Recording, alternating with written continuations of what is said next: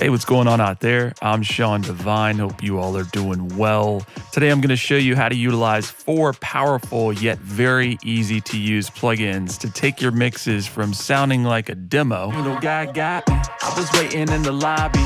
Never validated, sedated relationships feeling rocky. To sounding like it's ready for release. You know, God got me. I was waiting in the lobby.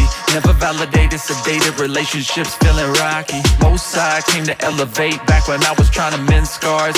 Feeling empty with the stars. Now I navigate Christ's way. It was unlikely. Doing what I love and we keep the faith above. All right, so the 4 plugins we're taking a look at. First is going to be SuperTap. Allows you to create up to 6 different tap delays. Then we're going to take a look at VEQ3. Very nice vintage warm EQ with a nice mid-frequency section. Then we're going to look at Renaissance Reverb, lots of different reverb types, so you can utilize this on everything from drums to vocals. And then finally, we're going to take a look at OneKnob Louder, which does some really cool things in terms of perceived loudness, not just adding level. So for SuperTap, I have this set up on an aux track, and I'm sending a bit of our process signal out of our lead vocal chain down there to that. And then what I've done is set up 4 different taps here in SuperTap. We've got a very subtle delay time for these. You'll see these first 2 up top, and then I've got these other 2 kind of more back in the blend, so we get quite a bit of depth here. Working hard, overtime. What you didn't see started back in 03, and I've been grinding ever since, cause you know God got me. I was waiting in the lobby. And with working hard, overtime. What you didn't see started back in 03, and I've been grinding ever since, cause you know God got me. I was waiting in the lobby. So with just the first 2, let's take a listen there. Working hard, overtime. What you didn't see started back in 03. So very subtle, I've got those filtered. And then when we turn on the other 2 down here. Working hard, overtime. What you didn't see started back in 03, and I've been grinding ever since, cause you know God got me. Much more unique and polished sounding vocal that is going to stand out in the mix. I'm sure many of you are familiar with Renaissance Reverb. I utilize it as a vocal reverb, as I've done here, just process it to give us a nice space. But what I've been doing recently is to combine the R-Verb with some processing with SuperTap. I had a 808 snare that is a nice clean tone, but it's pretty plain.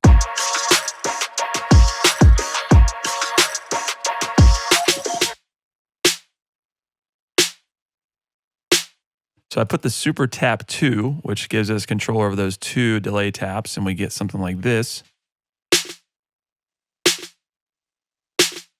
Then we send that into an instance of Renaissance Reverb with the room type. I don't want to wash out the snare too much. You know, with reverb, we can kind of put things further back in the mix. With drums, especially in this style, we don't want to do that, but we do want to add some flavor, some character to it. So with that, we get...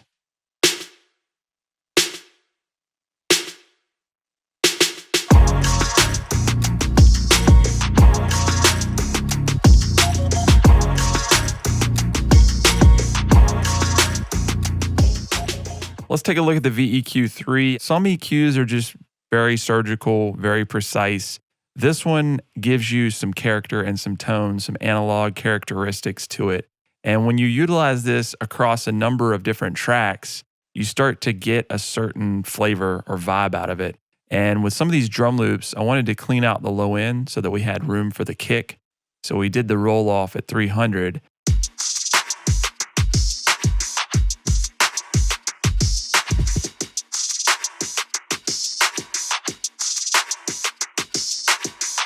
And then that allows us some room to get our kick and our snare in.